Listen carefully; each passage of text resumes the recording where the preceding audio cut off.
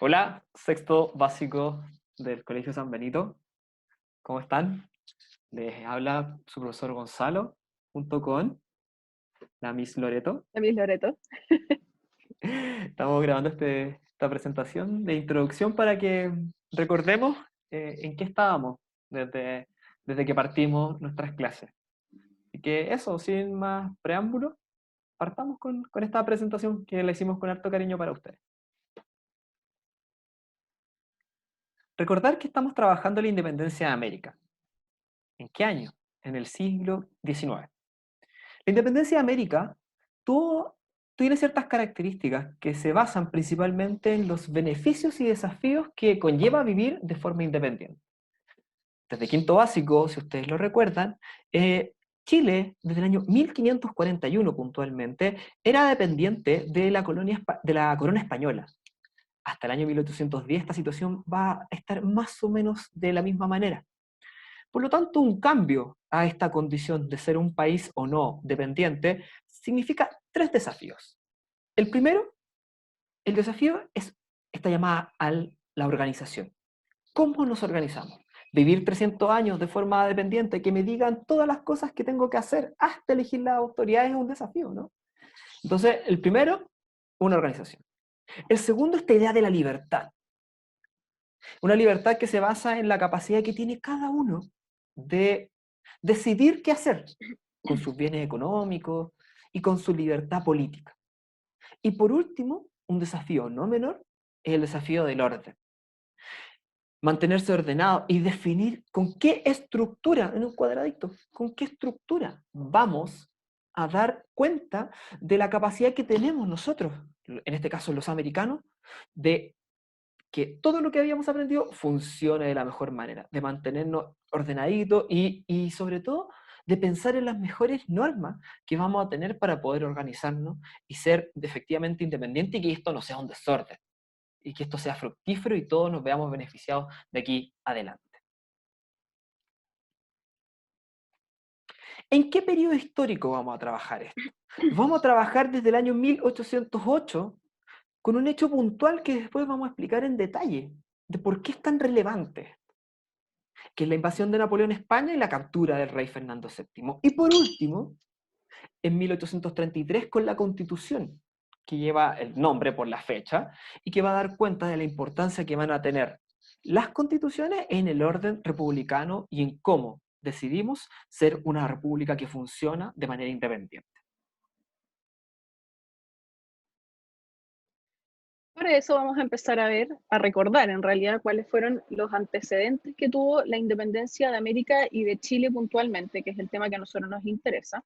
Pero para eso necesitamos primero recordar lo que es el concepto de colonia o qué significa ser una colonia.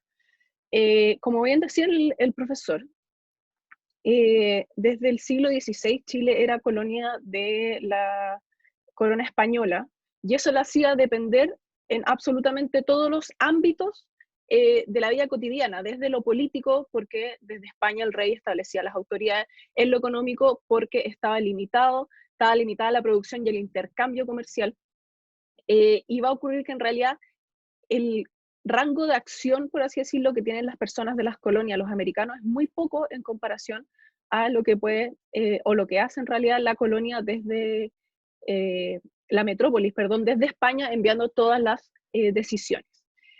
Si ustedes bien se fijan en el mapa, tenemos que América de esa época, digamos, estaba dividida en cuatro grandes unidades que se conocían como los virreinatos y que Chile pertenecía a el virreinato del Perú con el nombre formal, digamos, de Capitanía General de Chile. Y tanto en nuestro país como en los otros territorios va a empezar a surgir va a empezar a surgir o va a empezar a plantearse una palabra que es hacer la independencia, porque la tensión que hay entre los americanos y los españoles empieza a ser cada vez mayor. Y por eso es que vamos a llevar a que en 1810 empiece el proceso de independencia de nuestro país y que ya el año 1818 logre definitivamente. Vamos a pasar a cuáles fueron este tipo de organización que tenía la América colonial y por qué dependía tanto al final del rey de España. Si nos fijamos en la organización política, vemos que el rey establecía organismos desde España. Existían también los virreinatos y existía la Real Audiencia. Estas eran instituciones que podían estar en España, en Europa, podían estar aquí en América, y que al final daban todas las directrices de lo que tenía que ser el gobierno dentro de las colonias. El rey nunca vino a América, por eso es que enviaba a representantes que tomaban todas las decisiones y que hacían cumplir en realidad todos sus mandatos. Esta figura, la más importante, fue el virrey, que eh, hubo 4, según lo que vimos en la diapositiva anterior, y que dirigían todos los territorios que pertenecían finalmente al rey de España aquí en América. Eh, Estaba presente, como dice el organizador gráfico, en las capitanías generales y en las gobernaciones, pero también existían los cabildos, que era la institución que le da organización a cada una de las ciudades dentro de las colonias. Y tenemos finalmente la Real Audiencia, que es el Tribunal de Justicia que la impartía aquí en América. Y pasamos después a una organización social, que tenemos esta escalera en la que tenemos grupos sociales como los esclavos, los indígenas, los mestizos, los criollos y los españoles. Y esto en realidad está organizado por el color de la piel, por la raza. Así se determinaba la estructura social que existía en ese minuto, y nos va a llevar a que sea una sociedad muy jerarquizada, en la que la movilidad social prácticamente no existía, porque, como les decía, estaba determinada desde el nacimiento, dependiendo de la raza que uno tenía, el color de la piel, determinaba la estructura o el lugar, digamos, social en que iba a estar, y si es que iba a tener más privilegios o no. ¿Y por qué lo tenemos como escalera y no como una pirámide social? Porque en realidad los esclavos aquí en América hubo muy pocos y no eran el grupo más numeroso, como eran en realidad los mestizos, que eran esta mezcla de indígenas con españoles, pero que no tuvieron tantos privilegios. No así los criollos, descendientes de españoles nacidos aquí en América, y los españoles que venían directamente desde Europa, que concentraron la mayor cantidad de privilegios, de poder y de estatus social. Pasamos ahora a lo que son las causas de la independencia de América.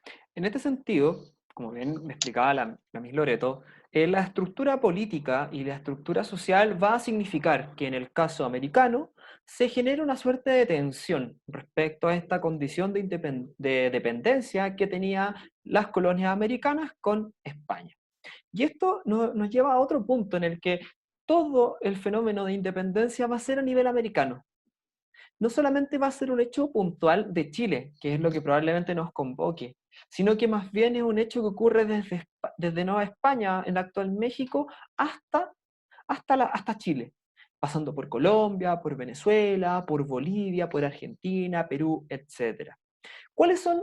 Nosotros podemos dividir en 3 las causas que van a explicar la independencia de América. Por un lado van a estar las causas externas, las causas internas y una causa directa o coyuntural del momento. Algo es como la chispa que va a despertar o que va a encender esta llama de independencia.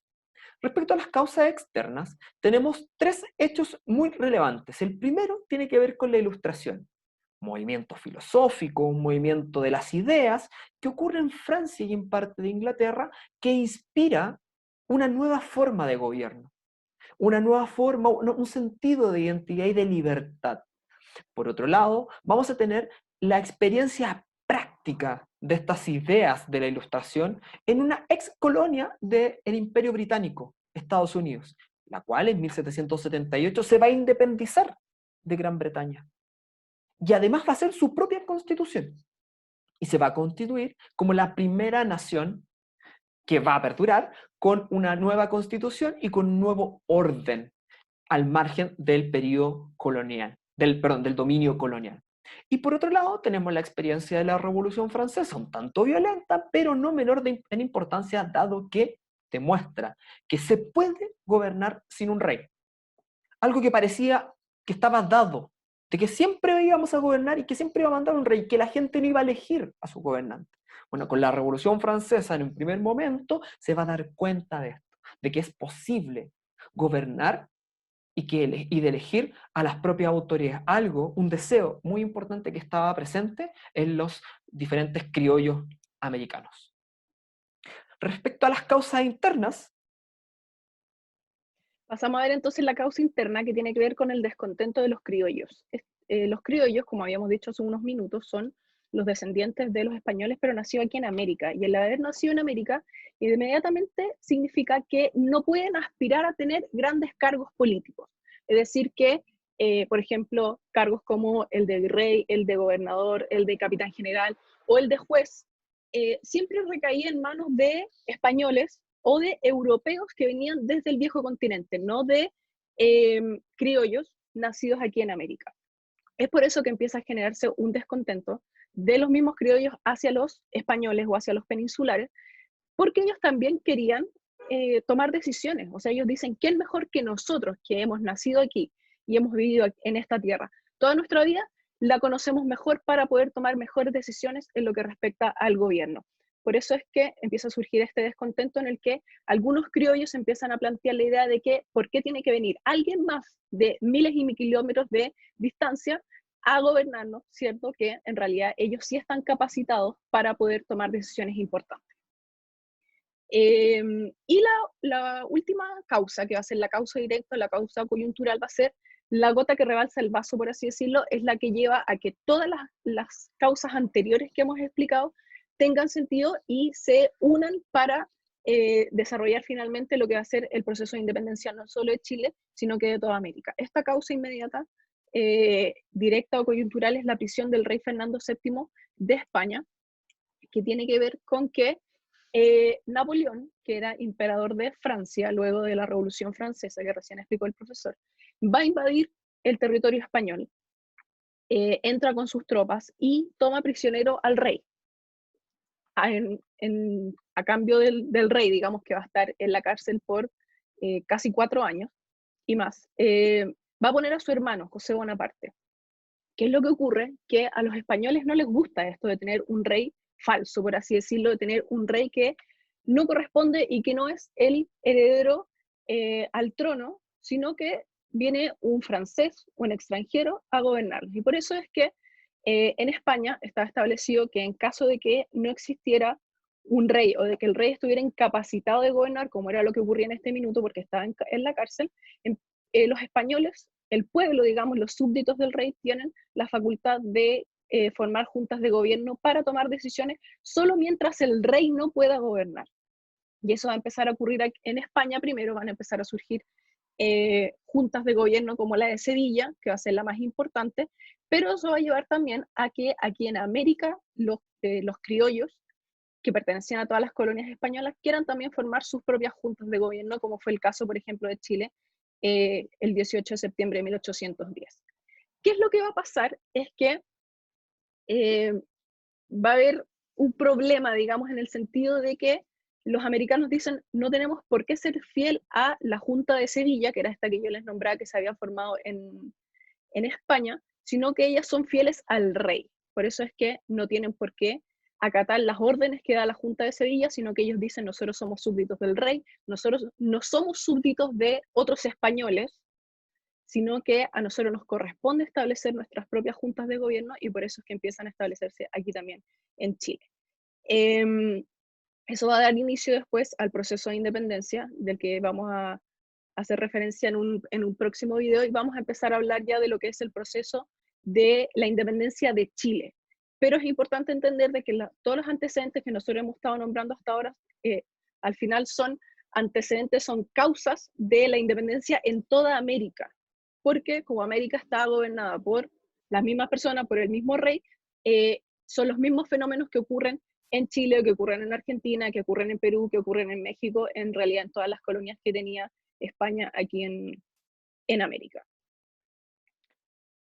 Eso, niños y niñas.